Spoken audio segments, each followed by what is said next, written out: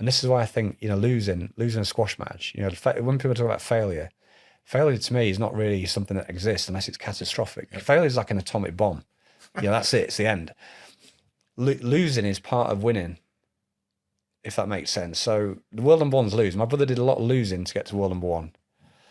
He did a lot more losing, or as much losing, maybe not quite as much, but he still did a lot of losing when he was world number one.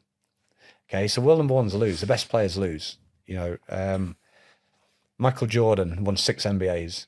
Okay, what happened to the other 9 that didn't win? Does that make him a failure? So success is part of, or failure is part of success, if you like. So part of that curiosity with a young person is to get them to own what they're doing and ask questions and reflect on what. It requires ownership. It's getting mastery. You need to be mastery. So I wasn't particularly, I would say mastery. I mean, I loved hitting a ball. I was mastery in that sense, but I wasn't mastery about many other things.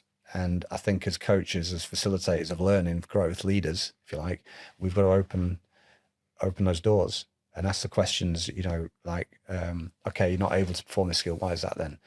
Well, and then it just leads to something else, and you just raise their awareness. So what I do, I just raise self-awareness.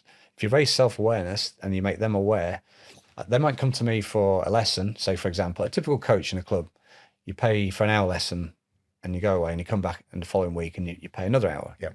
And for that hour, you get information and you practice. Now that's a transactional situation.